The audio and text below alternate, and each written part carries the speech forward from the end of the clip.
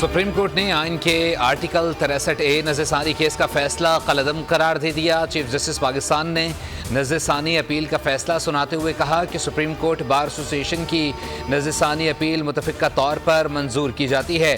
Case का तफसीली फैसला बाद में जारी किया जाएगा। सुप्रीम कोर्ट के 5 रुकनी बेंच ने मुतफ़िक़ा तौर पर फैसला सुनाया।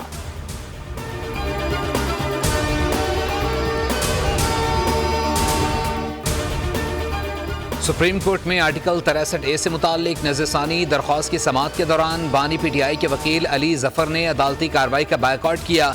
चीफ जस्टिस ने रिमार्क्स दिए, आप बार बार बानी PTI का नाम क्यों ले रहे हैं, नाम लिए बगैर आगे बात करें। अली ज़फ़र ने कहा, इस बेंच के सामने केस नहीं चला सकता, अदालती कार्रवाई का हिस्सा नहीं बन सकते। चीफ जस्टिस ने रिमार्क्स दिए, अपने दलाइल को फैसले और नज़रसानी तक महदूद रखें। अली ज़फ़र ने कहा, हुकूमत आइनी तरमीम चाहती है, केस से बराह रास्त ताल्लुक़ है, अगर अदालत ने फैसला किया तो ये मफादात का टकराव होगा। चीफ जस्टिस ने रिमार्क्स दिए, मुझे बतौर जज किसी आइनी पैकेज का इल्म नहीं, अब आप तौहीन अदालत के दायरे में दाखिल हो रहे हैं। अदालतों का मजाक बनाना बंद करें। क्या आप बतौर वकील या अदालती मुआविन हमें दलाइल दे सकते हैं? चीफ जस्टिस का अली ज़फ़र से इस्तफसार। अली ज़फ़र ने जवाब दिया, बतौर अदालती मुआविन दलाइल दे सकता हूँ।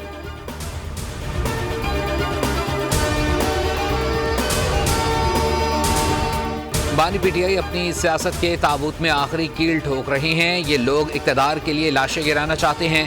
रेड जोन इसलिए आना चाहते हैं कि लड़ाई हो। सेनेटर फैसल वाडा की न्यूज़ कॉन्फ्रेंस, कहा, अली अमीन गंडापुर अमन अमान के लिए खतरा पैदा कर रहे हैं।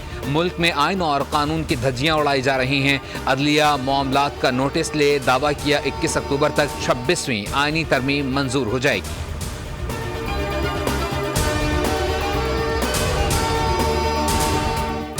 वज़ीर-ए-आज़म शहबाज शरीफ की मलाइशियन हम मनसब से मुलाकात, दो तरफ़ा इलाक़ाई और बैनुल-अक़वामी मसाइल बशमूल उम्मत मुस्लिमा को दरपेश मसाइल पर बात की गई। मुश्तरका प्रेस कॉन्फ्रेंस में वज़ीर-ए-आज़म शहबाज शरीफ ने कहा, कश्मीरी अपने हुकूक़ की जंग लड़ रहे हैं। मलाइशिया और पाकिस्तान ने हमेशा गज़ा के लोगों की हिमायत की।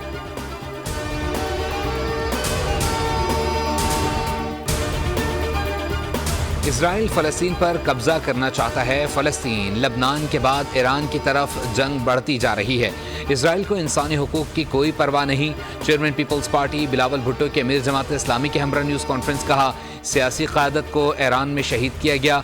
फ़लस्तीन के मामले पर सबको एक पेज पर हो जाना चाहिए।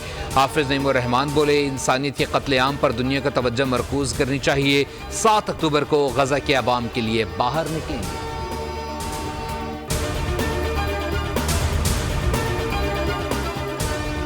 पाकिस्तान मौशी तजावीज़ पर अमल करे तो ये उसका आखिरी प्रोग्राम हो सकता है।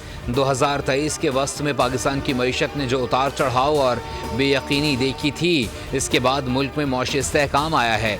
IMF mission chief Nathan porter का कहना है कि पाकिस्तान का मौजूदा प्रोग्राम मुख्तलिफ नहीं और ना ही ज़्यादा सख्त है।